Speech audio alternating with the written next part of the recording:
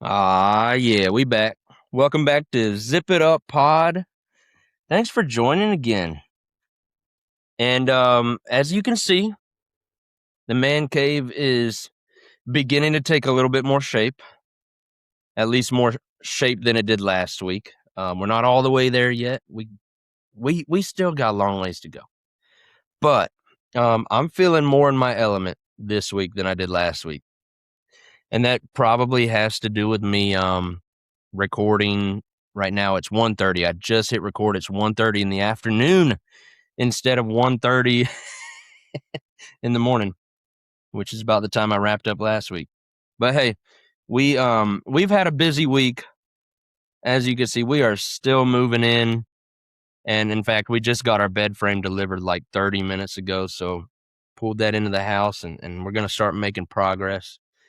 Instead of just sleeping on mattresses every night. But hey, it's fun. I'm enjoying what we're doing.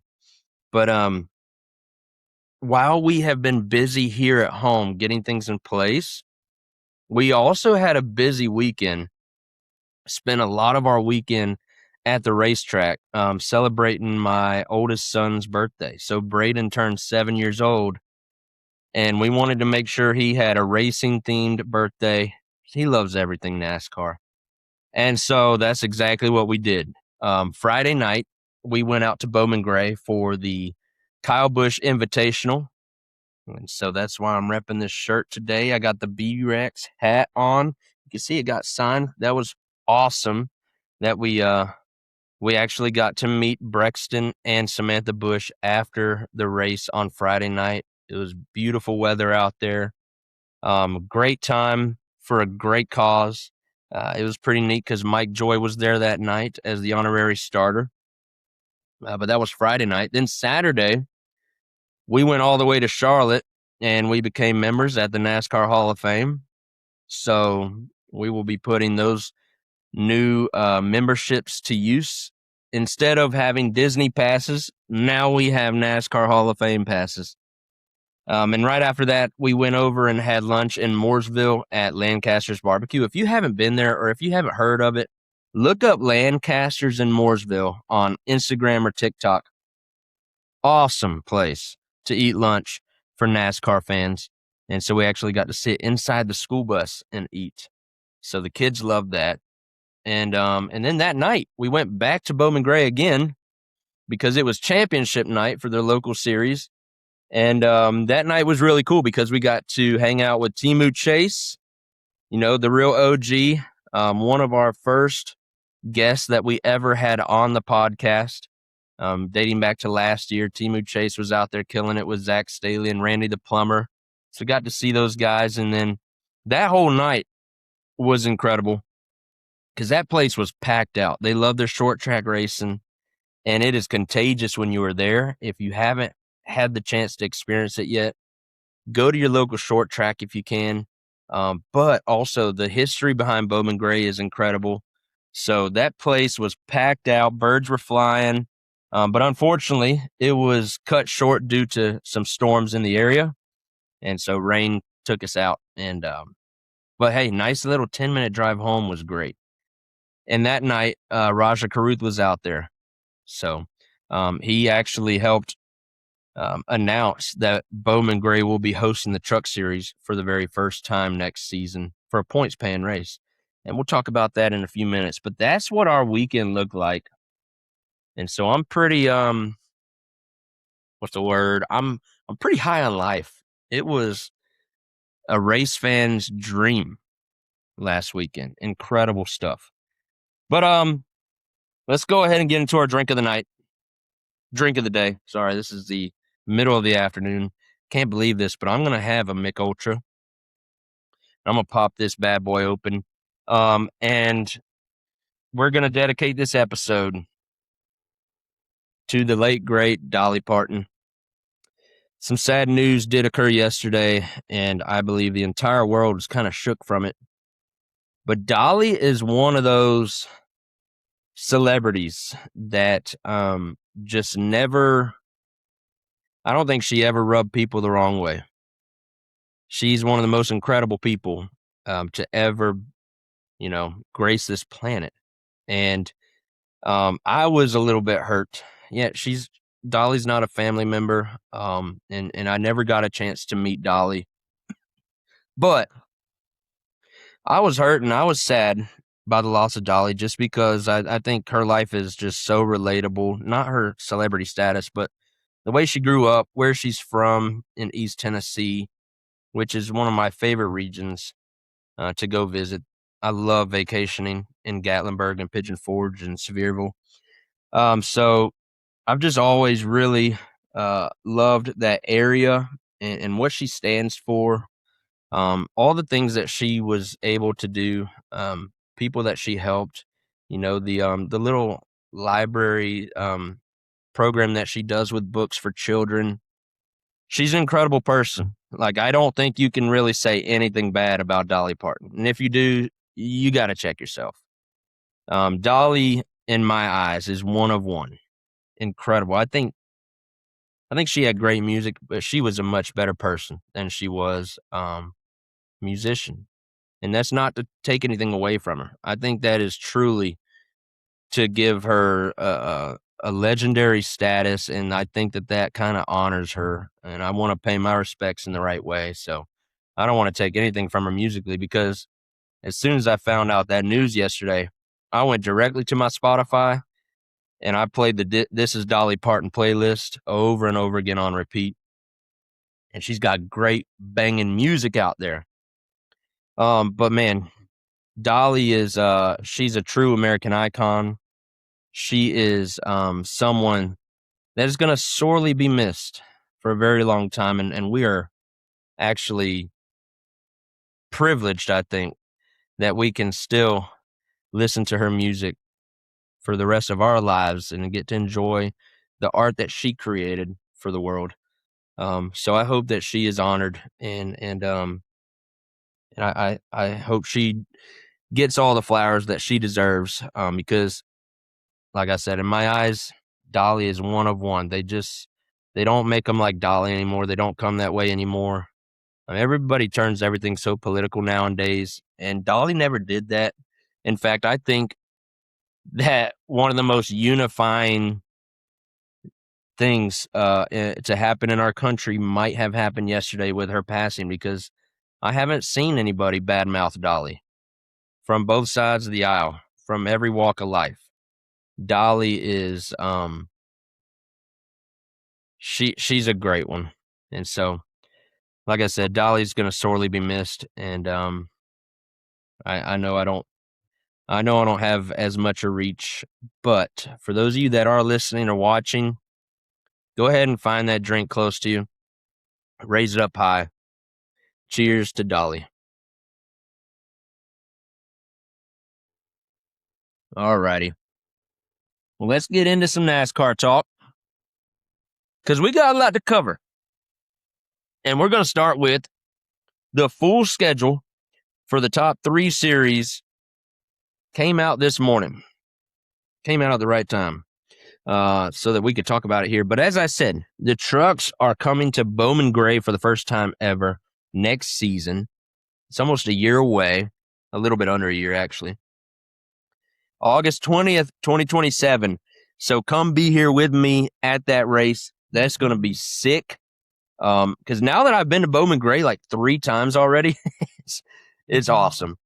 And it's great. So do your best to make it to that race. Hit me up. Let's hang.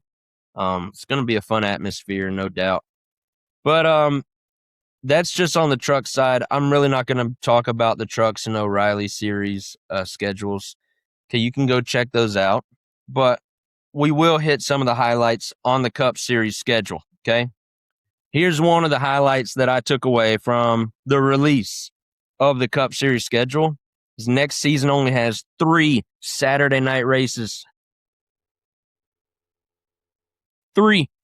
Now, there are days that are listed for these races, these events to happen.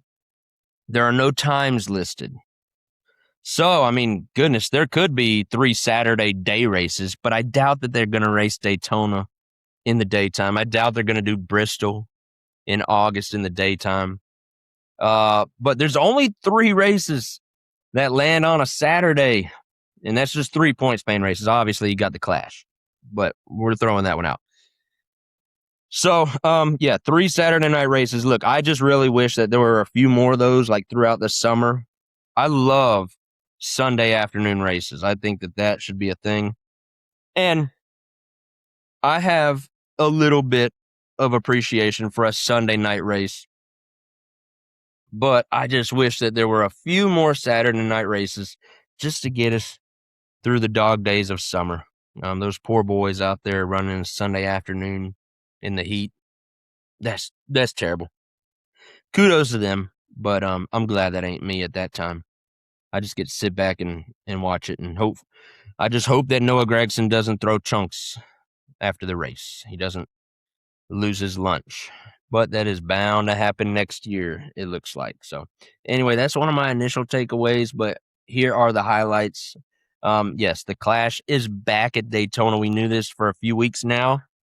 So I don't think we're going to get speed weeks, but we might get a speed week out of it. And that aspect of it is pretty cool. It makes a ton of sense to go down there where the warm weather is in February. And I believe that Saturday Clash is going to be the day before the Super Bowl, which is going to be great. That'll really get everyone in the mood to make it to the following week, where we will have the Daytona 500 on President's Day weekend. So Speed Week is back. Dover gets its points race back. They showed up for the All-Star race, and honestly, that was a lame All-Star race. So Dover back on the points schedule, which I am all for. Hendrick Motorsports has a good resume at Dover, good history there. The All-Star race goes back to North Wilkesboro. I was kind of hoping Bowman Gray might get that one, just because it's right down the road. But just a little bit further right down the road is North Wilkesboro, so I would love to make that All-Star race next year.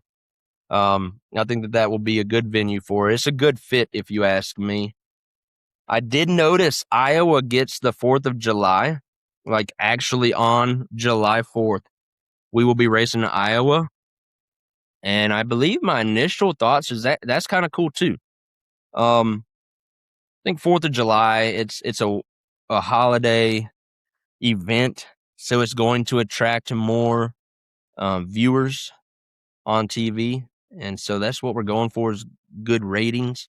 That helps our sport, and so I think that that's a pretty good pick. Also, Iowa, it feels just like an American track. It's out in the middle of nowhere. Never been there, but that's what I've heard, is it's just out there in the cornfields of Iowa. I think that's a good fit, so I'll take that one. Good 4th of July pick. San Diego is unfortunately going to be raced again. And I say unfortunately just because I didn't care for all the mishaps that happened with the track. The constantly having to sit under red flags for them to repair either a wall or some kind of crate or grate, whatever it is, came up on the track and took Corey Day out, and that caused controversy, of course. So I wasn't a big fan of that. Hopefully they'll do a little bit better job this time around. And to be honest, some of my sourness comes from I don't really care for street races. It's a good idea, but I just don't feel like that's NASCAR. I understand maybe we began racing the streets. Heck, they were running with moonshine through the hills. And so like our origins are probably street racing, but I just don't feel like that's where NASCAR is now. I don't feel like that's where we need to be now. Just feel like street course racing is meant for other series, maybe open wheel series, not stock car racing. I really love my ovals, and I love the road courses, the ones that are built for NASCAR. But yeah, I'm kind of over the street course thing, and that's just me. You can hate on that take all you want, and that's fine. Because I get that there is a place for it, and I just don't want it to be. Maybe I don't want it to be NASCAR. That might be my issue. However, I'll say that while I'm not pumped for that course, I do love the event and the venue of it. I think it makes for really cool vibes, great atmosphere. It was a neat, not pre-race ceremonies, but like the pageantry around that weekend, I thought was really neat. And so there's something good to take away from it. It'll be interesting and fun, and yeah, I will still watch it. I just don't really care for it to keep coming back over and over again. And that's just me talking about street courses. Nothing against San Diego, nothing against Chicago. But I don't care to go to Nashville and race on the streets, or Vegas and race on the streets, or Miami. No, let's go to tracks. Let's bring back some of these old historic short tracks, local tracks. In fact, when I think NASCAR, I think short track racing. Okay. My guy, Jeff Gordon, kills it on the road courses. Chase Elliott formerly killed it on the road courses. So I know that there's a place for road courses. I just don't want there to be too many of them. I don't want us to lose our ways, getting lost and visiting these different cities, trying to make a street course out of their downtown. Let's just go to tracks, man. All right, that's enough. I've ranted. Got to get that out of my system. We're still kind of on the intro for this episode. Next, we got Bristol. It's going to be happening in mid-August. That's a bit different from the September date that it's had lately, and it will not be in the Chase next year. This will be one of the lead-up races to the Chase. And then, speaking of Darlington, the Southern 500 will be the cutoff race right before the Chase. So it won't be Daytona anymore. Daytona will be the second to last race of the regular season. Now, Darlington will be that regular season finale. That's the cutoff race before the Chase. All right. That is the schedule news. But we did have more NASCAR news. Austin Hill is going to be driving the number 33 full-time next year. I'm not going to spend a whole lot of time on this because it's kind of irrelevant to my podcast. But I can't wait to hear the Checker Chat, and I can't wait for y'all to hear what the Checker Chat has to say this week about that. So make sure you go listen to them on Friday morning. But Austin Hill driving the 33 full-time. I can't say I'm as excited as I would have been, like, for anyone else to get that ride. Just feels like a missed opportunity, but we've seen this coming, so it's not a surprise to us. It is what it is, right? All right, more NASCAR news, and this one is very relevant to Hendrick Motorsports, but 2 pit crew members from the number 24 team were suspended for the next 2 races. This is per Bob Pockrass. You have rear changer Orain Osowski and jackman Alan Holman. I hope I'm saying all these names correctly.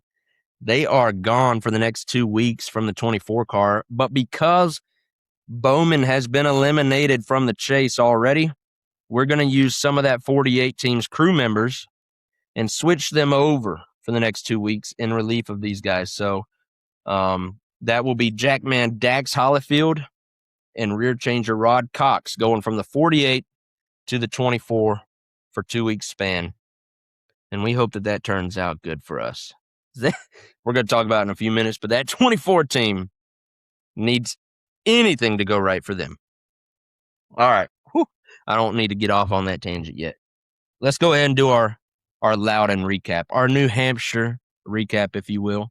To me, it's Loudon. But Blaney continues the Penske dominance that we've seen here recently.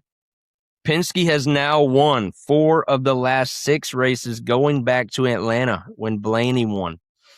The only other winners during that time have been Ty Gibbs and Corey Heim. In fact, when Heim won the Brickyard, Logano finished 3rd. And then when Gibbs won Iowa, Blaney finished 3rd. And then even this past week, Josh Berry finished 3rd. Who saw that coming? In fact, I think he has a few top 5s here recently. And speaking of 3rd place finishes, though, Cindric even has a top 3 finish here lately. That was at Richmond. So all 4 of the Penske drivers have at least a top 3 finish within the last 5 or 6 races. but they've been to victory lane 4 times here in the last month and a half. Kind of incredible the run that they are on right now and can't be stopped. And they are gaining momentum headed into the chase. That it's exactly what you want to see your team do. I wish it was Hendrick Motorsports that was getting on this roll right now. I'm very envious of the role that Penske is on right now. And they look dangerous. They look scary. And they look to be the only threats that can take down a Toyota. It's probably the 12 and the 22 might be our only chances at a non-Toyota championship this year. So coming out of Loudon, though, I thought the wet weather was a fun idea. And, it all started under the pace laps when Hocevar spun. I don't really know what to say about that. I heard what Larson said. I heard what DBC was talking about, that he was probably just doing that to be on TV, which there might be some truth to that. And I like Hocevar, but bro is spinning under caution, under pace laps. I get it was wet out there, but yeah, very interesting. And of course, when they took off, Reddick spun coming out of turn 4, so an early caution there. That I just thought it was a fun idea. I think wet tracks should be in play, especially to the level and degree of the wetness of that track when they first started the race. I think it's fair. Just let them go out there and let them do their thing. We have tires for that. And so just, I'd love to see NASCAR allow the teams to determine like how they strategize for that, but let the boys have at it. I think it's fun every now and then. And even if you can't rely on rain, like let's have one wet race per year. I know this sounds hypocritical because I was just saying I don't care for street races. And I mean Bowman won in the rain once, but anywho, that's besides the point. I think it's a fun idea though. Maybe have like one wet race per year. And so I know you can't really rely on rain to do the job every single time, but if it means that we like install a sprinkler system and wet the track up a little bit, at least get it moist, man, it'd be fun to see those guys go at it. And it probably shouldn't be a points paying race that we try something like that on, but hey, do it on one of these small short tracks.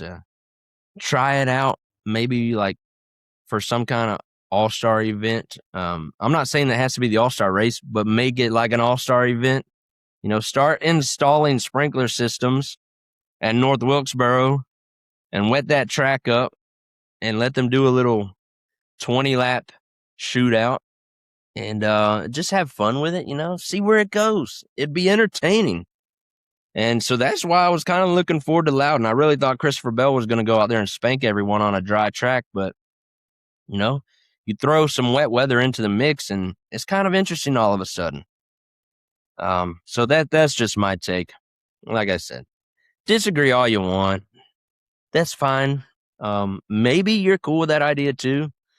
These are just my thoughts, though. I think it'd be fun. Shoot.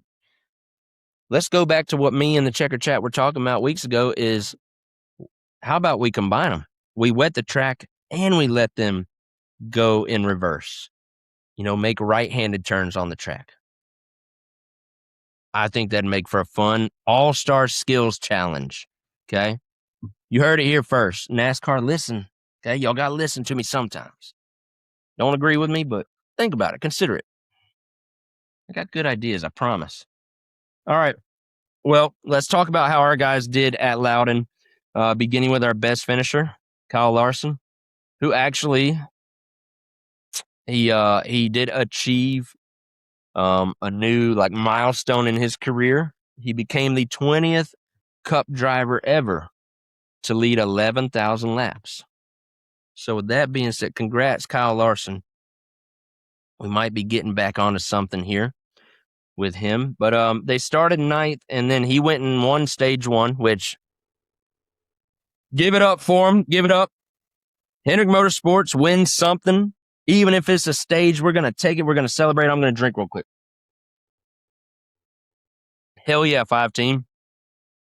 So we won stage 1, and then we finished 5th in stage 2, and then finished 5th for the race. So top 5 finish for Larson and the 5-team. That's awesome. Love that. That's not a sarcastic clap either. That's real. Love it. All right. Alex Bowman started 10th and didn't score any stage points, ultimately finished 15th. That is just what the 48 does these days. Chase Elliott doing what he does these days, starting 29th, and then didn't score any stage points and finished 25th, 1 lap down. Horrendous.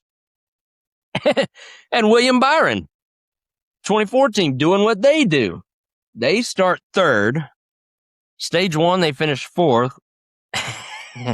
No stage points in stage 2. They finished 30th, 5 laps down because of a damn tire getting loose in the middle of a run and just taking off. And that is the story of Hendrick Motorsports season. And so I'm going to go ahead and go on my tangent here with the 2014. Excuse me. Gosh, I just had lunch. I'm sorry. All right.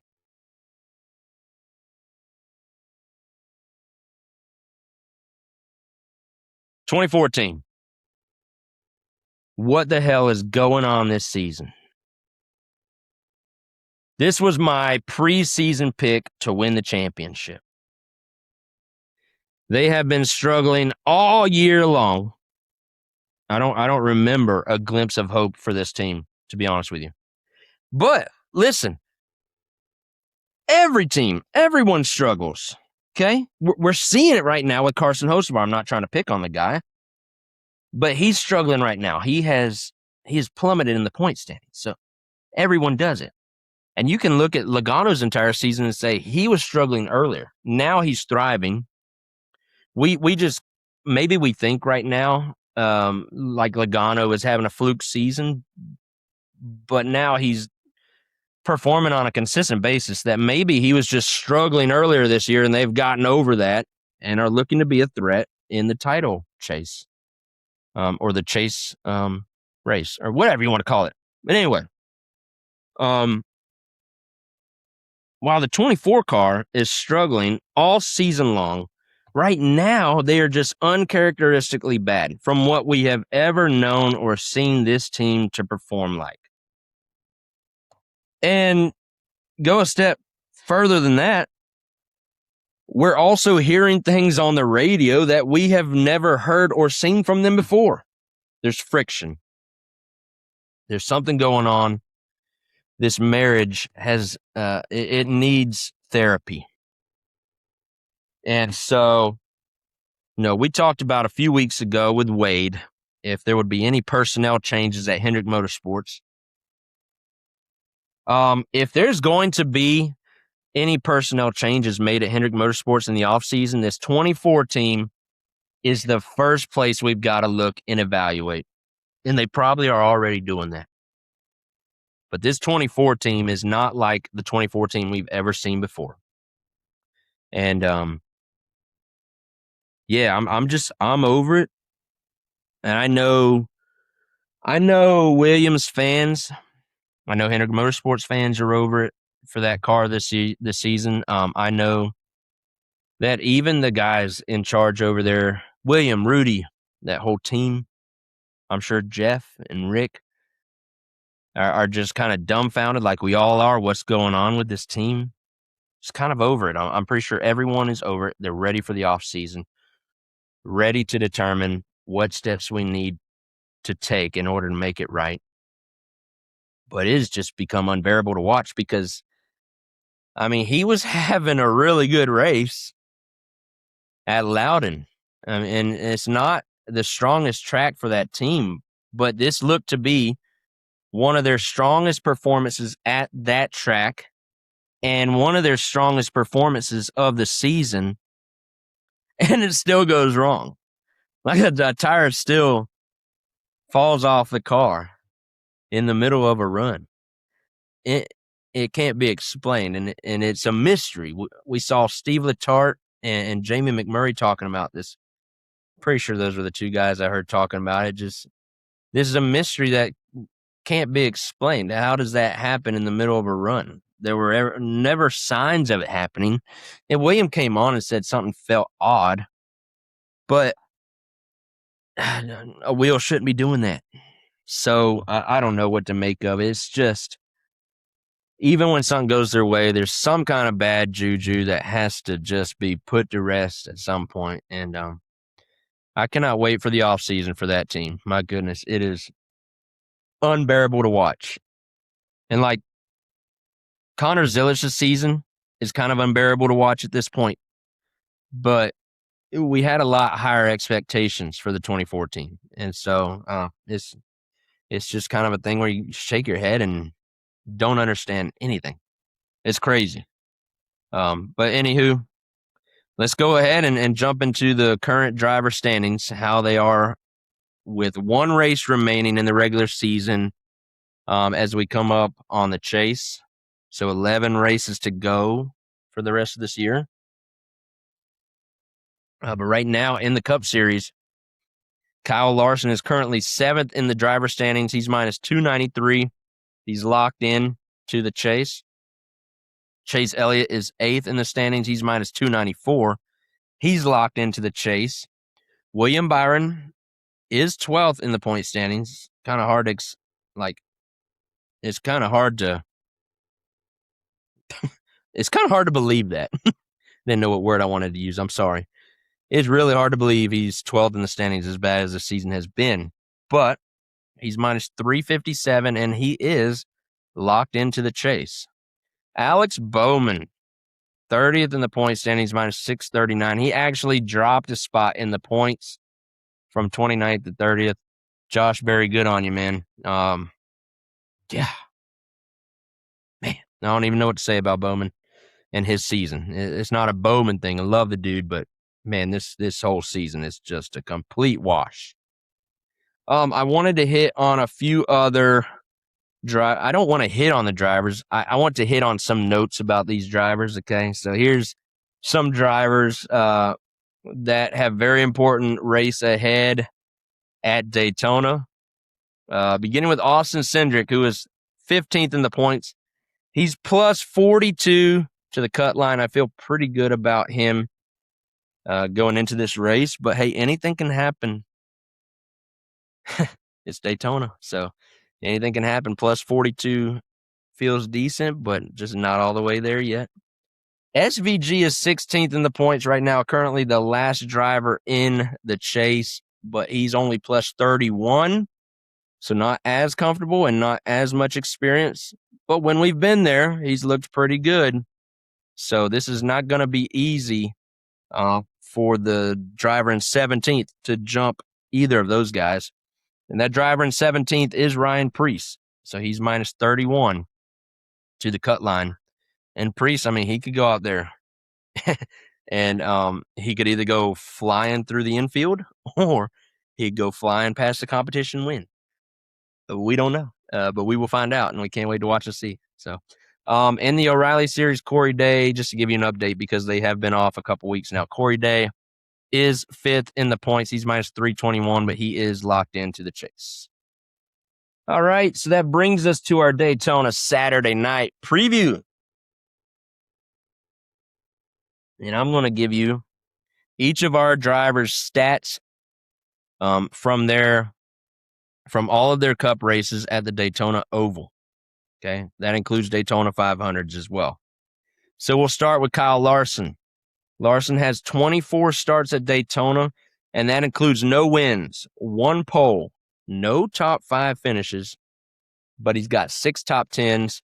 He's led 46 laps, and his average finish is 21st. Chase Elliott has 21 starts at Daytona. That includes no wins, but he's got 3 poles, 4 top 5s, 7 top 10s. He's led 176 laps, and his average finish is 19.7. William Byron has 17 starts at Daytona, and that includes 3 wins, 1 pole, 4 top 5s, 5 top 10s. He's led 115 laps, and his average finish is 20.9.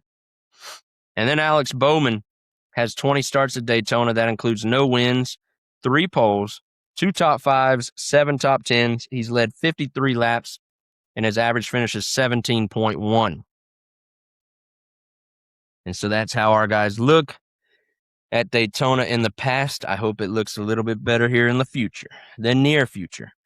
All right, but I'm going to give you some betting lines. This is from the DraftKings app. So right now, we have 2 guys that are tied as the favorites to win the race. We got Ryan Blaney at plus 850, and also our guy William Byron at plus 850. Chase Elliott is currently plus 1,200 to win. Kyle Larson is plus 1,600 to win, and Alex Bowman is plus 3,500 to win. And then some notables to think about, because this is a super speedway race, a drafting track. Almost anyone's in play here, but Logano is plus 1,100. He's on a little bit of a hot streak right now, so we're going to one of those tracks that he is pretty good at. Tyler Reddick is also plus 1,100. He's the top Toyota in the field, and he's also your Daytona 500 champion from earlier this year. Austin Cindric is plus 1,600 to win. We were just talking about him. He's 15th in the points. He's really good at super speedways, so could be a match made in heaven with that plus 1,600. Corey Heim is back in the Cup Series this week in the 67 car. He'll be plus 3,000 to win this race. He's already got 2 wins, so why not Daytona? And then Ryan Preece. Again, he's the first guy outside the cutoff line. He's plus 3,500 to win this week at Daytona. All right. Now it's time to make some predictions. I'm going to give you 3 picks, and we'll see where they go. But I'm going to give you a Hendrick pick, a non-Hendrick pick, and then a long shot. And so our Hendrick pick, as much as I want it to be Chase Elliott, because first of all, I want Chase to win every race, or any of these guys to win any race. But Daytona is just special to me, and Chase has been so close in the 500. I would love for him to even just break through for a 400. And so if he could get one this week, I'd be elated. And it'd be his 3rd win of the season. That would be great momentum going into the chase. But I'm not picking him. And I wanted to be William Byron.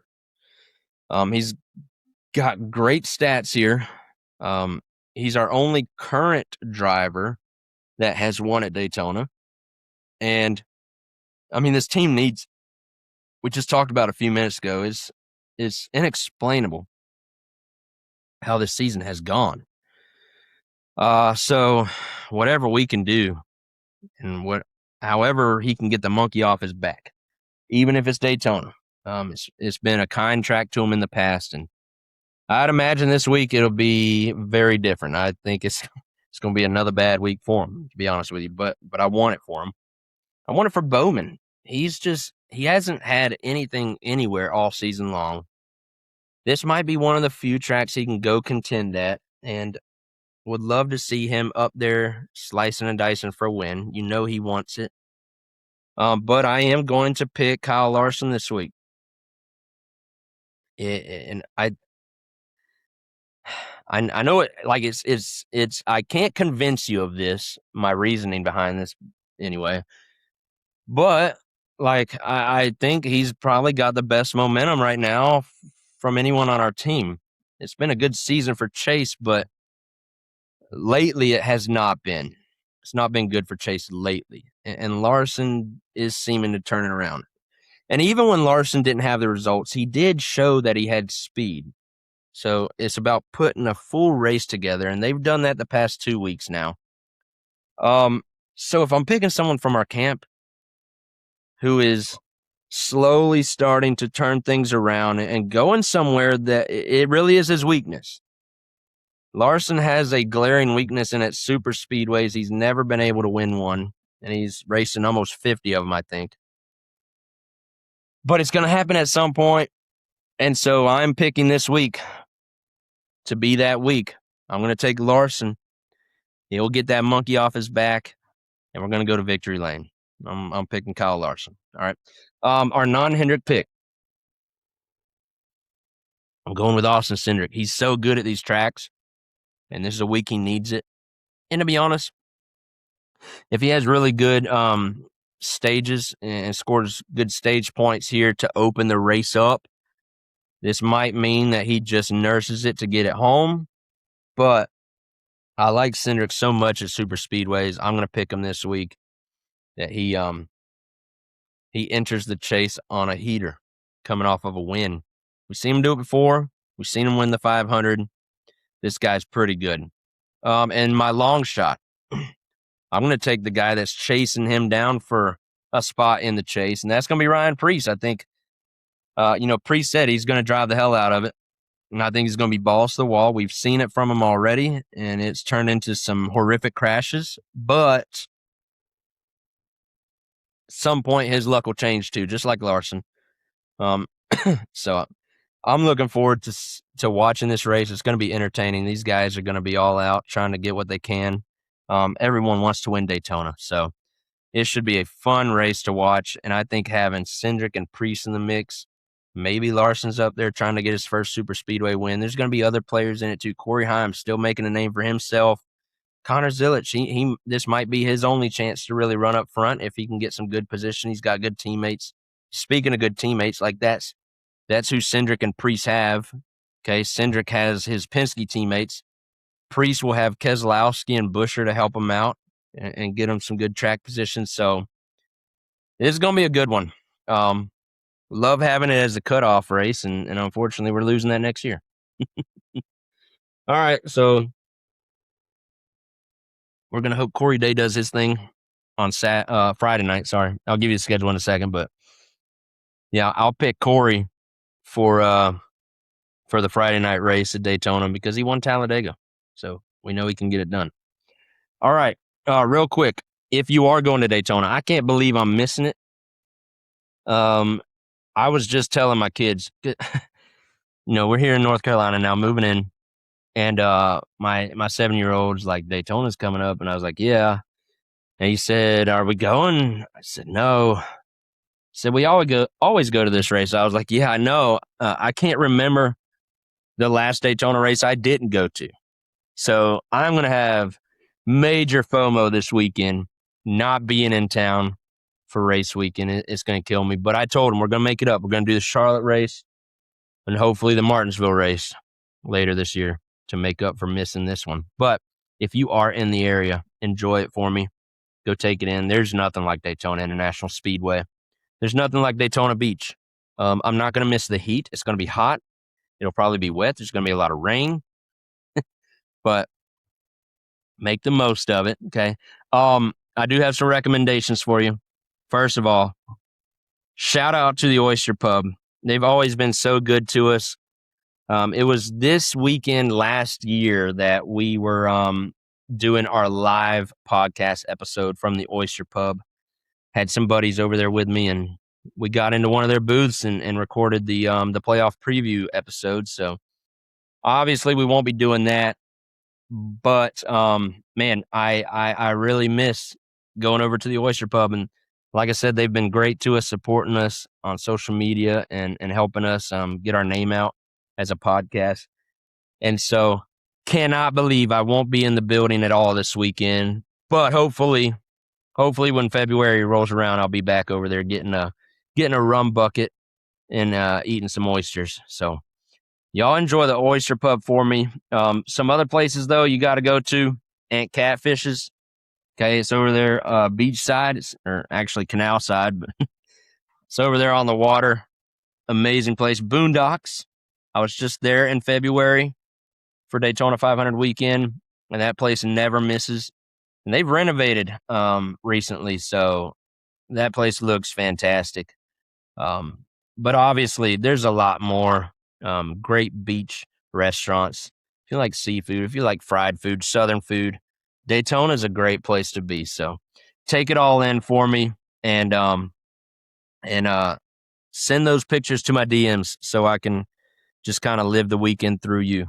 But here's what your weekend schedule looks like, whether you are attending or watching at home. We will not have trucks this week. They're off for a few weeks now, okay? We will have the O'Reilly Series race on Friday at 7:30 on the CW. And then the Cup race is on Saturday at 7:30 on NBC. We're back on a pretty good channel, so ratings should be up. And like I said, this is the last race before the cutoff. So guys are going to be out there entertaining us. It's going to be fun to watch. So take it all in. And like I always say, excuse me. I do not always say that. My bad. That was leftover spaghetti. Whew. Where was I? Yeah, like I always say, I want you to stay safe and stay well with you and your families, whatever you're doing this weekend, and enjoy NASCAR. Enjoy your time. Because, hey, life is short. And that hit a little bit differently yesterday when we lost the legend, Dolly. She felt like someone that was immortal. And it just goes to prove she's human too. And it is the circle of life. We are all going to meet our maker one day. In fact, I can't wait. I can wait, but I'm looking forward to glory.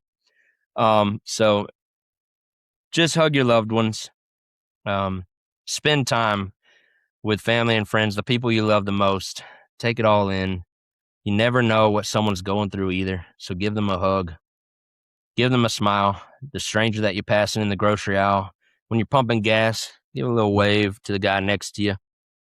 Hey, man, I love spreading love and love supporting each other. And I appreciate how much you love and support this podcast, me and my family. So, hey, we'll see you next week. All right. Y'all stay good.